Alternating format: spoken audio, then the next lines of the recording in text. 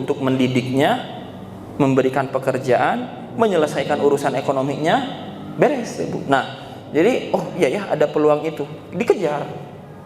Sekarang mungkin belum ada hasilnya. Nanti kita suatu saat kejar. Nah, apapun permasalahan yang terjadi di masyarakat, harusnya kita merasakan kesakitan dan kesedihan itu, Ibu. Jangan sampai justru malah kita abai, pasif, tidak peduli. Kemudian ini adalah gambaran masyarakat muslim. Adapun gambaran antar pribadi muslim adalah seperti yang disabdakan oleh Rasulullah SAW. Al-mu'minu lil mu'minin kal bunyan yashuddu ba'duhu ba'dan wa shabbaka baina asabi'ihi. Orang mukmin satu dengan mukmin lainnya bagaikan satu bangunan yang sebagian menguatkan sebagian yang lain, dan beliau merajutkan antar jari jemarinya. Jadi pribadi kita itu kata Ibu begini, kata Nabi teh nih. Nah, kita itu begini, saling menguatkan satu sama lain. Maka teteh Ibu, kalau kita tidak bisa memulai dari masyarakat secara luas, maka saling menguatkanlah teteh Ibu sekarang satu sama lain. Menguatkan dalam hal apa? Dalam hal hati, dalam hal keimanan, dalam hal ibadah. Lanjutnya apalagi? Dalam hal perbaikan diri, dalam hal perbaikan keluarga. Lanjutnya apalagi? Perbaikan urusan dunianya.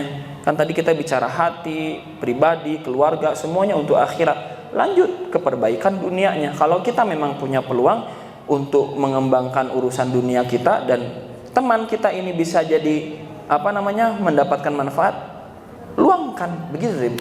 Jadi saling menguatkan satu sama lain. Sehingga apa yang terjadi? Sehingga yang terjadi adalah kaum muslimin itu menjadi kuat dan peduli terhadap saudaranya. Kaum mukminin itu menjadi kuat dan peduli terhadap saudaranya. Karena apa? Karena saling merasakan dan memberikan manfaat satu sama lain. Kal bunyanun marsus, seperti satu bangunan, yashuddu ba'duhu ba'do, ya, menguatkan satu sama lain. Maka teteh Ibu harus begitu. Yang sekarang masih belum kemarin kan kita sudah baca tuh soal pertemanan kita, teteh Ibu ya. Maka silakan teteh Ibu yang sekarang masih merasa sendiri, masih merasa baru nyaman dengan 1-2 orang, meleburlah. Carilah peluang untuk bisa belajar lebih, carilah peluang untuk bisa menambah ekonomi, carilah peluang untuk bisa beribadah lebih. Apapun itu, selama halnya positif, menambah kebaikan dunia dan akhirat kita, lakukan. Dan tempat berkumpul seperti ini, Ibu, terdapat banyak manusia dari latar belakang yang berbeda-beda. Maka silahkan, Ibu. Contoh misal di sini ya, kita tahu ada Umi Tri yang punya usaha catering. Kenapa teteh Ibu tidak jadi resellernya? Carikan hajat catering ke Umi Tri. Bisa dong, bisa diatur Umi Tri ya. Bisa ya, begitu. Ataupun usaha-usaha yang lain, maka teteh Ibu bisa lakukan. Ya, habis itu apa? Ingat, sesama muslim muamalahnya harus ada dalam ketaatan, kejujuran, tidak khianat, tidak bakhil. Begitu teteh Ibu. Kan enak ya kalau kita bekerja sama dengan pribadi, baik secara urusan akhiratnya kita bebarengan, dalam urusan dunianya juga kita bareng-bareng, enak teteh Ibu, serius, tidak bohong abi mah. Ya, maka dunia itu hanya menjadi alat saja yang tidak akan pernah menyebabkan pertikaian. Begitu teteh Ibu. Kemudian, maka menjadi kewajiban kaum muslimin baik secara individu maupun kelompok adalah memperhatikan berbagai problematika yang ada di antara mereka dan problema yang ada antara mereka dan musuh-musuh mereka, sehingga mereka mau menjalin ukhuwah Islamiyah.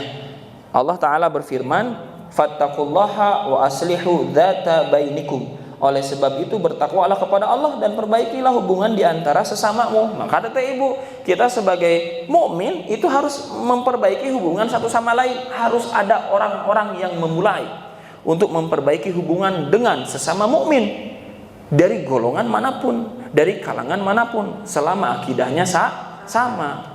Problemnya kita ya gitu teteh Ibu, terlalu asobiah. Udah asobiah teh fanatisme, dikasih kata terlalu.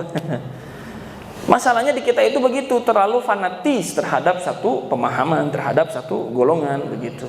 Oke, di satu sisi mungkin ada teman kita yang melakukan keburukan A, B, C, D. Di sisi lain, apakah kita nggak melakukan keburukan juga? Apakah semua amalan kita sempurna? Belum kan? Bisa jadi mungkin setiap orang itu memilih dosanya masing-masing. Sok kalau mau jujur-jujuran kan begitu. Setiap orang itu memilih dosanya masing-masing. Loh, kenapa kok sama-sama kita makhluk yang punya salah, dia juga punya salah? Mungkin salahnya kelihatan, kita mah nggak kelihatan. Terus kenapa nggak lebih diutamakan? Kita sama-sama lebih banyak kebaikannya, dia sama-sama lebih banyak kebaikannya. Banyak kebenaran yang kita lakukan, banyak kebenaran yang dia lakukan, sesuai dengan yang Allah sampaikan, Rasulullah sampaikan. Ya udah, jalan bareng. Dan harus ada orang yang memulai untuk itu. Kalau tidak ada orang yang memulai untuk melakukan dan membuka diri untuk hal itu, maka siapa nanti yang akan memulainya? Bukankah Allah juga menyampaikan, innallaha la yughayyiru ma biqaumin hatta yughayyiru ma bi anfusihim? Tidaklah Allah merubah keadaan suatu kaum sampai keadaan kaum tersebut merubah dirinya terlebih dahulu. Maka kita perlu berubah, Bapak Ibu, untuk sama-sama menyambut semuanya. Dari golongan manapun kita sambut dengan baik. Ya, maka Abi bilang, kalaulah sampai ada yang Syiah datang ke sini, masuk belajar, biarkan, biar dia taubat gitu. Kenapa tidak? Gitu kan? Kan enak amal kayak gitu ya. Jadi kita teh dengan siapa teh baik gitu, resep jadi nanti. Dan itu juga perintah dari Allah untuk apa? Fa aslihu wa aslihu dzata bainikum. Maka perbaikilah hubungan di antara sesamamu. Dan ingat, tadi penjelasannya apa? Tidak hanya individu antar individu, tapi kelompok antar kelompok. Artinya apa? Artinya para ulama ketika menulis ini, menyampaikan ini, sudah tahu bahwa fitrah manusia itu berkelompok. Maka kelompok yang satu harus mau bekerja sama dengan kelompok yang lain. Karena tidak ada sesuatu yang lebih dahsyat selain apa? Bekerja sama, menjalin ukhuwah dalam keimanan. Itu tadi di Quran surat Al-Anfal ayat 1. Kemudian Quran surat Al-Hujurat ayat 10. Innamal mu'minuna ikhwatun fa aslihu baina akhawaykum.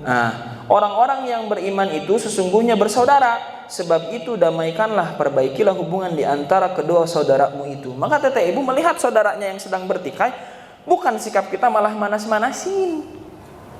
Nyonya si eta mah da ngalakukeun ibadah nu eta we padahal mah ku Rasulullah teh dicontohkeun. Terus teteh ibu kesatuna deui, si itu mah ngarasa paling bersih sendiri we nya, juga surga teh punya dia sendiri. Apa manfaatnya jadi manusia seperti itu? Apa untungnya jadi pribadi seperti itu?